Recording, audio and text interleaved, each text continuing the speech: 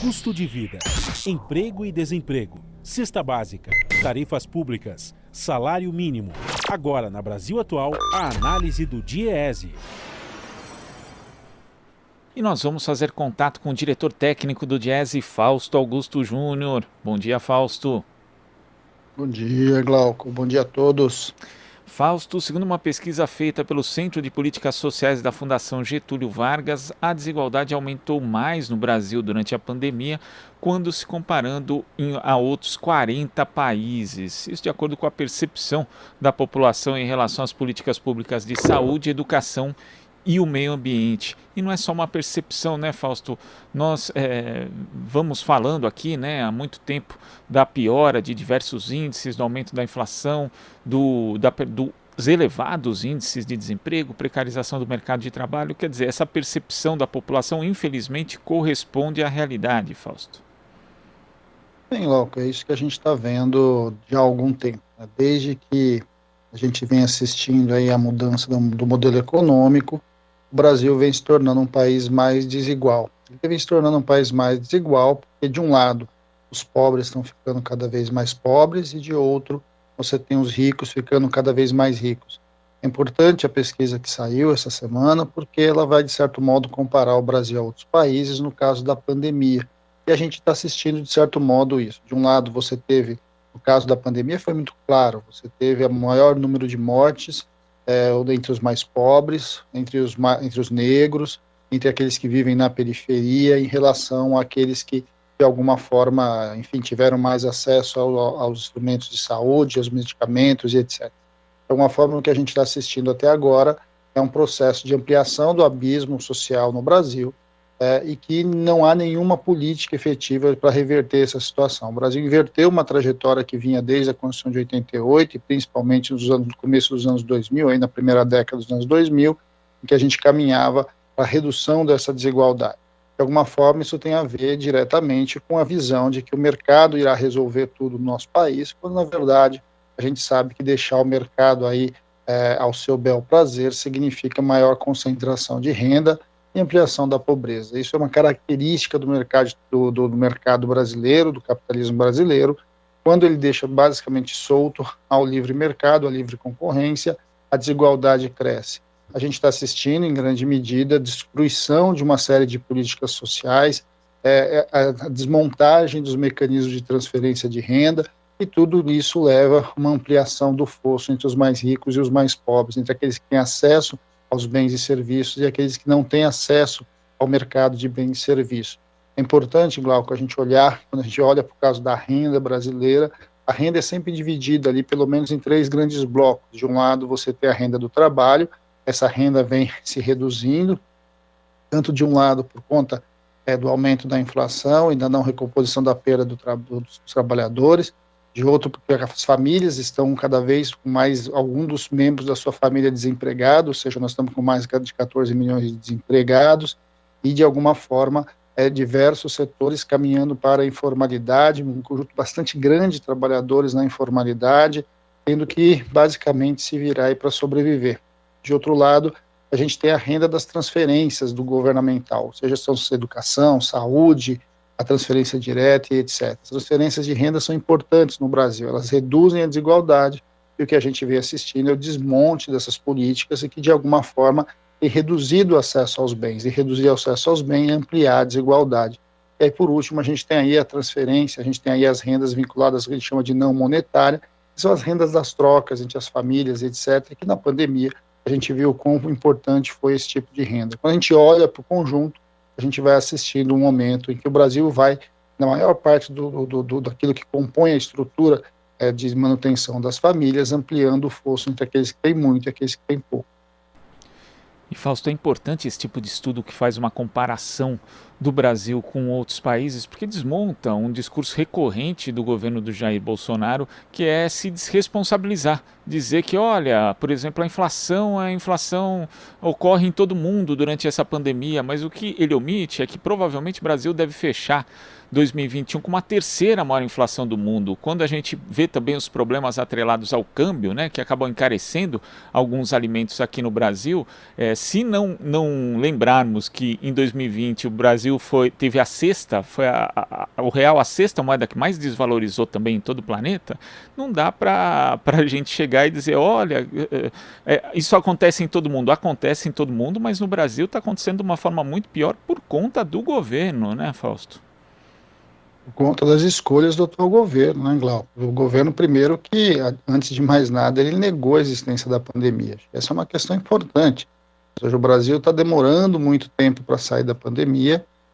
O Brasil está com mais dificuldades ali, de alguma forma, para lidar com as questões propriamente ditas vinculadas à saída da economia, à retomada econômica, e a retomada está cada vez mais frágil. Do ponto de vista da inflação, o que a gente tem aí é, em grande medida, ver um pouco, né, em grande medida, o que a gente está vendo em relação à economia, à inflação, é que são as escolhas do atual governo que têm levado ao momento que a gente está, em especial, nesse caso, a política de preços da Petrobras e agora o dilema aí que a gente está vivendo no setor energético.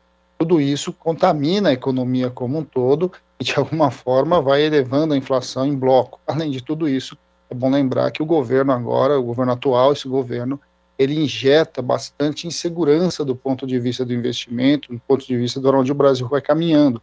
É um governo que, na verdade, não tem política econômica, é um governo que não tem política social e, de alguma forma, não tem um projeto do Brasil que não seja desmontar o que foi montado anteriormente, aí, principalmente a partir da Constituição de 88 e dos governos Lula e Dilma. De alguma forma, quando a gente olha para o que está pela frente, esse governo tem muita culpa do que está aí.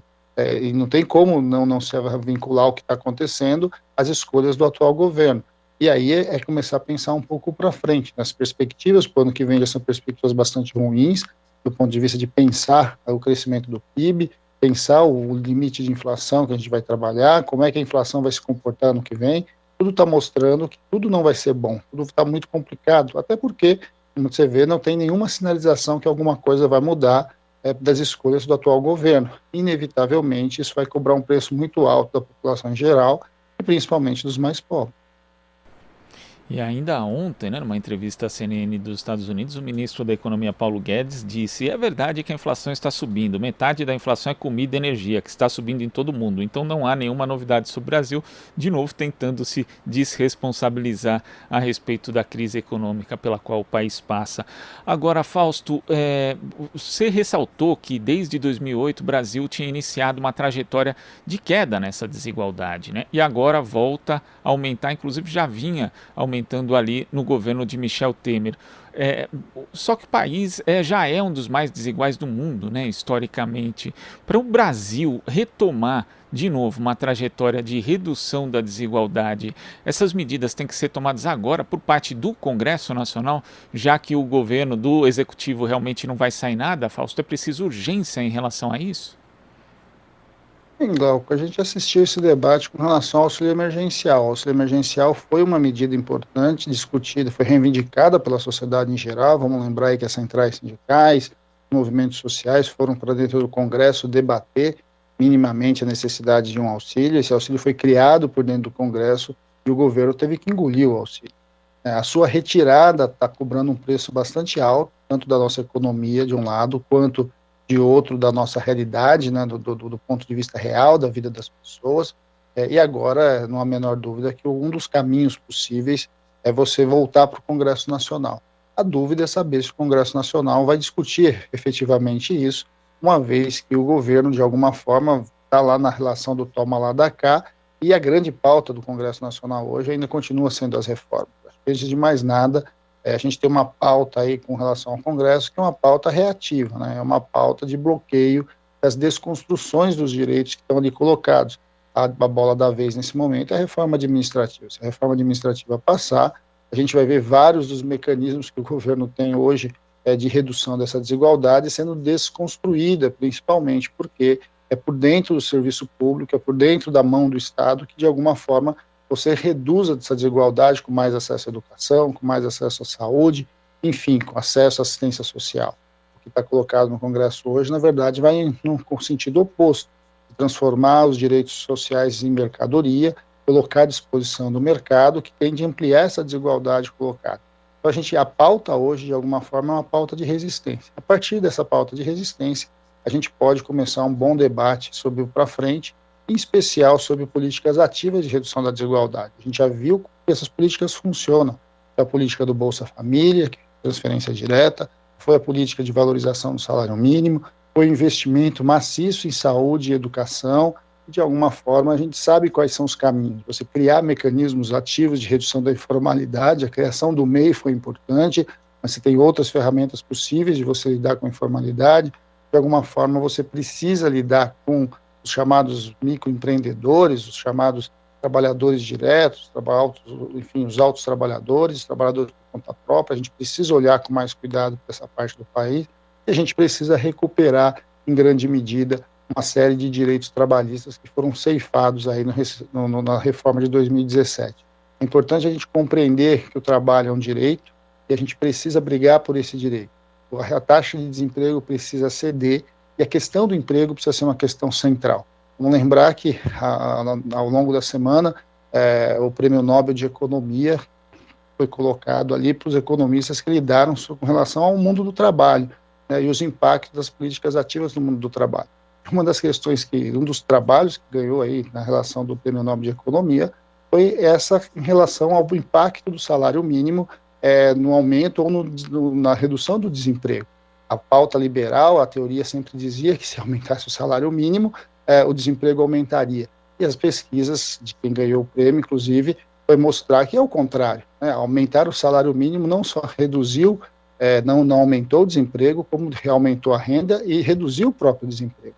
Eu acho que essas são pesquisas importantes que ajudam a gente a refletir sobre o que nós chamamos de política ativa de fato para a redução da desigualdade. O Brasil precisa minimamente construir políticas que, de alguma forma, controle a ampliação da desigualdade, uma vez, como você mesmo disse, o Brasil é um dos países mais desiguais do mundo, e que se a gente não colocar a sociedade para se mover, para mudar esse cenário, esse fosso vai cada vez aumentar. Vai aumentar porque a pandemia incorporou novas tecnologias, está exigindo um outro patamar de educação, um outro patamar de acesso à tecnologia, e de alguma forma, se a gente não criar as ferramentas para que isso se reduza, a gente vai ver o fosso entre os mais ricos e os mais pobres, aqueles que têm acesso e os que não têm acesso, se ampliar, e o mercado de trabalho cada vez mais se fracionar.